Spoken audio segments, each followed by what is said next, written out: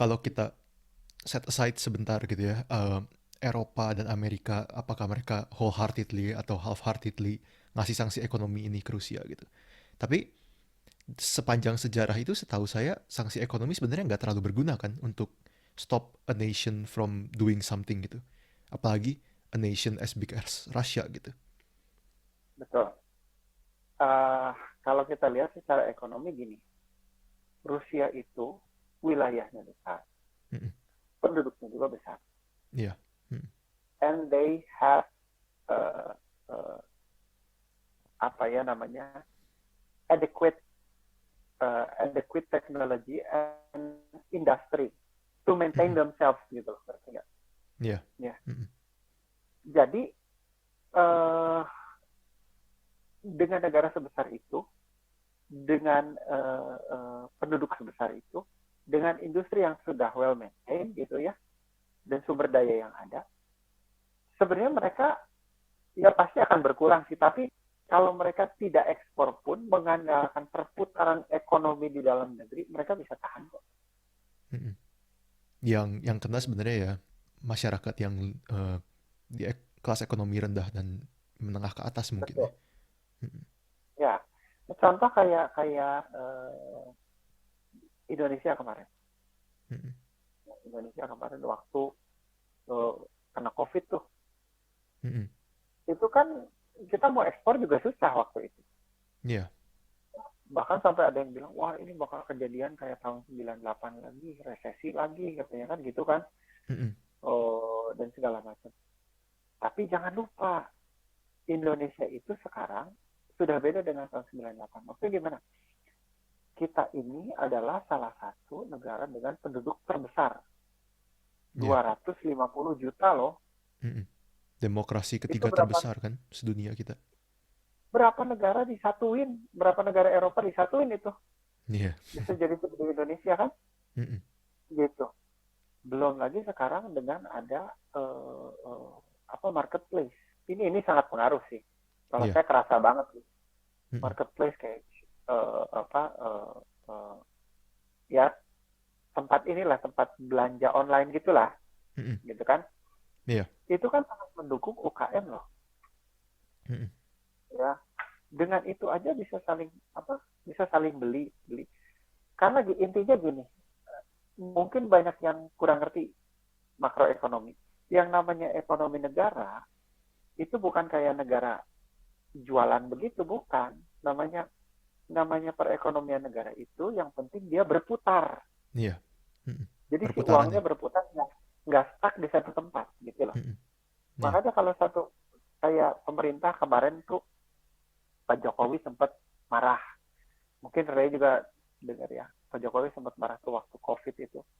Mm-mm. Dia bilang gini ke kementerian, itu dana-dana yang saya sudah turunkan, segera cairkan supaya turun ke masyarakat. Jangan ditahan-tahan katanya. Mm-mm. Ya. Mungkin buat yang nggak ngerti perekonomian secara makro, berpikir begini. Kalau kita menilainya dari segi mikroekonomi. Iya. Mikroekonomi itu maksudnya ekonomi dari sudut pandang kita yang kecil gitu ya. Mm-mm. Kita kan pengennya kalau yang namanya ekonomi itu kita pengennya pengeluarannya kecil, pemasukannya yang besar kan begitu. Iya. Dalam mikroekonomi. Mm-mm. Mikroekonomi. Tapi kalau pemerintah nggak begitu. Mm-mm. Kalau misalkan uang yang mengalir di bawah ini udah sedikit, dia suntik supaya ini bisa turun lagi ke bawah loh gitu. Iya. Iya. Apalagi sekarang dengan negara-negara kita udah pakai fiat currency semua kan. Fiat currency itu ya currency yang kita udah nggak ada gold based standard lagi sejak zamannya Nixon ya kalau nggak salah. Mm. Itu kan apa harus baca satu buku yang namanya uh, The Creature from Jekyll Island. Hmm. Belum belum pernah dengar saya. Itu buku-buku yang bagus tuh. Menceritakan mengenai bagaimana dolar akhirnya sudah lagi bukan based on gold, Mm-mm. dan dolar itu gimana disetting supaya menjadi mata uang dunia, Iya. Mm-mm. gitu kan? Nah, Iya. kalau kalau Indonesia kan memang udah bukan lagi based on uh, gold dari awal gitu kan. Iya. Mm-mm. jadi bisa dimainin. Kita tuh jadi kayak uh, kalau menurut saya ya yang namanya mata uang itu udah jadi masuknya komoditi sih. Iya, komoditi. Iya komoditi. Jadi karena Mm-mm. harga, karena nggak ada standarnya, akhirnya si si apa namanya si nilai dari mata uang itu naik turun berdasarkan supply and demand. Iya, iya betul. Kalau demandnya terlalu besar, naik dia harganya. Makanya, Kalau banyak yang beli, turun. ya, makanya sekarang kenapa ya gini, asal usul cryptocurrency itu karena banyak orang mulai nggak percaya kan dengan sistemnya dolar. Betul. Dan makanya ini yang jadi tandingan the next big thing gitu. Dan itu juga jadi apa? Bisa jadi intro untuk next question saya. Kan saya jauh Apa ya? lebih saya jauh lebih nggak ngerti gitu tentang ekonomi dan lain-lain. Saya baru suka belajar-belajar aja, nggak bukan passionate atau gimana. Nah, pertanyaan saya itu kan sekarang pada saat dunia embargo ban Rusia dari segala ya mata uang dari luar susah masuk ke Rusia karena Swift ban. Terus habis itu mereka juga embargo ekspornya Rusia dari earth gas, dari apa gas alam dan oil mereka. Nah, apakah cryptocurrency ini bisa menjadi suatu ya a form of solution gitu untuk orang-orang di Rusia? Gimana menurut Bapak? Cryptocurrency kalau kita lihat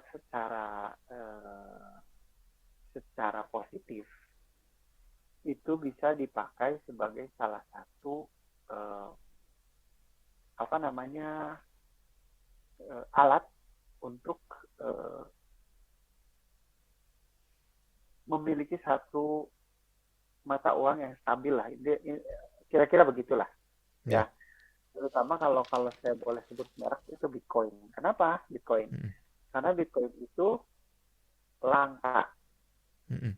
ya. Jadi dia dicetak tuh ada batasnya. Jadi kayak gold Jadi sebenarnya gitu. ya, jadi saya tuh lupa Bitcoin tuh dibikin ada berapa ini gitu. 21 juta ya, seingat saya. 21 juta ya kalau nggak salah ya. Dan Sekitar tiap segitu nggak salah. empat dan setiap 4 tahun itu eh, ada burn namanya. Burn itu jadi ada yang dimusnahkan Mm-mm. gitu. Ada yang dimusnahkan. Maksudnya kenapa dimusnahkan? Gini gini gini. Lukisan Mona Lisa karya Leonardo da Vinci itu harganya kan mahal sekali. Ya. Kenapa? Karena dia cuma ada satu. Mm-mm. Tapi lukisan Mona Lisa kalau ada 10, harganya nggak akan semahal itu. Iya, betul. Apalagi kalau lukisan Mona Lisa itu adalah lukisan yang dibikin oleh pelukis, maaf ya, bukan mengurangi rasa hormat terhadap pelukis jalanan, bukan. Mm-mm. Cuman kan kalau pelukis jalanan itu kadang yang jualan di pinggir jalan maksudnya, Mm-mm. bikin gambar kuda yang kuda 8 atau 9 gitu ya. Ya Mm-mm. itulah pokoknya. Iya.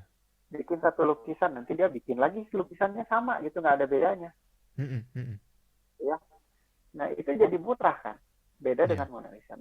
Di burn ini maksudnya dengan mengurangi supply-nya dengan demand yang sama, hukum ekonomi. Kalau demand-nya naik atau Mm-mm. supply-nya yang turun, itu harga akan naik. Iya. Kan begitu. Nah, itulah sebabnya kenapa Bitcoin disebut sebagai gold, digital gold. Mm-mm. Gitu. Kenapa? Karena emas kan terbatas. Iya. Nah, emas juga terbatas. Nah, Bitcoin juga terbatas. Nah, itu bisa, makanya itu diharapkan bisa stabil. Mm-mm. Ya, maksudnya stabil itu bukan stabil nggak berubah nilai, bukan, tapi pure berdasarkan supply and demand. Mm-mm. Nah, sedangkan kalau fiat currency, apalagi yang sekarang kita ngomongin dolar lah, ya kita Mm-mm. ngomongin dolar. Dolar itu sebenarnya kalau kita mau jujur, dolar itu tidak adil untuk negara selain Amerika, Iya. Iya. ya kan? Mm-mm. Kita semua pakai dolar. Mm-mm. Yang ngeprint siapa? Amerika. Amerika. Mm-mm. Ya, Ray misalkan kamu negara Indonesia, saya negara tanah Amerika gitu ya. Mm-mm. Kamu bekerja keras, dapetin $1 juta, disimpan sebagai devisa misalkan gitu ya. Mm-mm. Terus tiba-tiba eh, kamu kerja keras, kalau saya gampang aja dapat $1 juta, di print aja udah, Iya, iya. kan nggak adil gitu loh. Iya, tapi untuk masyarakat Amerikanya sendiri juga yang apalagi apa menengah ke bawah itu juga nggak adil kan sebenarnya untuk mereka. Iya, karena kan inflasi ya. Inflasinya, pasti kena Inflasi. mereka juga. Eh, eh, ini bisa dijelasin panjang banget sebenarnya. Mm-mm. Eh, Singkatnya inflasi lah dulu ya. Nanti nanti Iya, mungkin next kita episode ada nanti kesempatan satu hari. bahas itu ya. Iya. Kenapa inflasi? Inflasi itu kayak gimana sih? Kan kita cuma tanya inflasi itu kalau jumlah uang yang beredar lebih banyak daripada jumlah Mm-mm. barang yang beredar, kan begitu. Jadi Iya. harganya naik. Mm-mm. Tapi apa hubungannya, apa relasinya? Nanti kita bahas lah. Nah, Iya. itulah sebabnya kenapa China ini beberapa tahun terakhir kan benar-benar masif kasih hutang ke sana, ke sini, termasuk ke Indonesia. Mm-mm. Hutangnya dalam artian bukan hutang ngasih duit kalau China itu kebanyakan, tapi hutang proyek. Mm-mm. Contoh misalkan kereta api cepat dikasih, udah gue modalin segala macam, tapi nanti lu balikin ke gue, Iya, iya. gitu loh. Tapi pakai apa? Nggak mau pakai dolar, saya pengennya pakai yuan, Mm-mm. Mm-mm. gitu. Dan Iya. mereka mulai dari negara-negara Afrika. Nah, itulah sebabnya kenapa China begitu berambisi dalam tanda kutip untuk menyaingi dolar, karena memang Mm-mm. dolar nggak ini Nggak nggak adil. adil gitu, Mm-mm. nggak adil. Nah, cryptocurrency juga sama fungsinya, seperti diharapkan seperti itu. Diharapkan. Apalagi dia ini not regulated by central bank. Iya. Mm-mm. Desentralisasi. Iya, Mm-mm. desentralisasi gitu loh. Nggak ditulis di satu bank, karena yang namanya Bitcoin itu setiap miner, nah ini nyambung lagi kan. Yang namanya miner Bitcoin adalah orang-orang yang mencatat transaksi Mm-mm. dengan dikasih fee berupa Bitcoin Iya. Mm-mm. gitu. Nah, kalau kalau secara positif itu yang terjadi. Tapi kalau secara negatif, cryptocurrency karena nggak bisa dilacak, dia bisa dipakai untuk berbagai kejahatan. Mm-mm. Untuk cuci uang bisa, untuk transfer uang tanpa kedetek juga bisa, betul nggak? Iya, lebih susah Saya dapat dideteksinya. Mm-mm. dapat uang dari kejahatan, saya beli Bitcoin, saya transfer ke Ray. Mm-mm. Itu kan tidak melewati jaringan bank. Iya. Mm-mm. Yang diketahui Ray nerima Bitcoin. Mm-mm. Bitcoin nanti dijual lagi kan. Mm-mm. Nah, itu sebenarnya yang ini. Tentu kalau untuk rahasia, kalau sampai ini ditutup semua Swift gitu ya, Mm-mm. mereka bisa beralih ke Bitcoin, ya bisa juga gitu. Oke, jadi Apalagi mm-mm. apalagi kan ada satu cryptocurrency, uh, uh, ya memang yang bikinnya kayaknya keturunan juga ya, namanya Mm. Ethereum. Yang Mm-mm. bikinnya adalah Vitalik Buterin. Ya, yang Nah, namanya aja udah masih anak kayak muda kayak itu juga bukannya? ya masih muda Mm-mm. gitu. Nah, itu yang ya mungkin nanti bisa dipakai, mungkin bisa Oke. dipakai. Tapi nggak, bukan karena satu negara itu skalanya terlalu besar gitu, atau karena kripto masih in its infancy, jadi lebih apa ya? Belum sestabil itu untuk bisa eh, jadi background satu negara gitu. Apalagi negara kayak Rusia gitu. Iya, kemarin itu udah ada beberapa negara yang eh, menggunakan, bahkan dilegalkan dan menyatakan bahwa Bitcoin itu sebagai mata uang resmi. Saya lupa tuh, El Hmm. Salvador kalau nggak salah. Oke. El Salvador kalau nggak salah. Presidennya malah yang menyatakan itu. Hmm. Dan kebetulan mereka lagi mengalami krisis ekonomi, Hmm. gitu Ya. loh. Dimana Mm-mm. si mata uangnya dia sudah kehilangan kepercayaan dari masyarakat, sehingga nggak ada lagi apa namanya, nggak ada lagi harganya. Mm-mm. Makanya Mm-mm. dia beralih ke Bitcoin, Ya.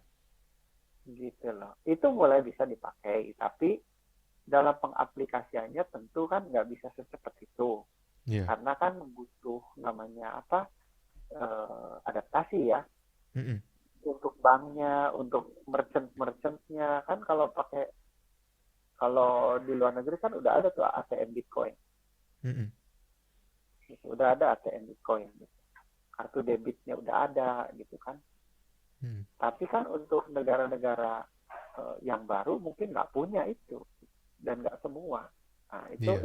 itu mungkin ke depan mungkin bisa ya. Ke depan mungkin bisa Hmm. cryptocurrency dipakai. Iya, iya. Gitu sih. Nah, Mm-mm. jadi ya gitu. Jadi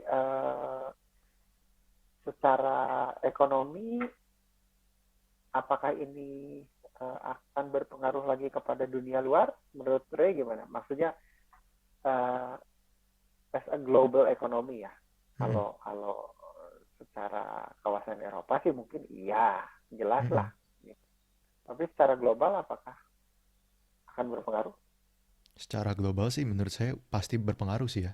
Sekarang kita lihat aja, kalau bukan dari ekonomi pun secara global udah mulai berpengaruh ya dengan deal nuklir Iran yang mau dimediasi dengan Rusia kan.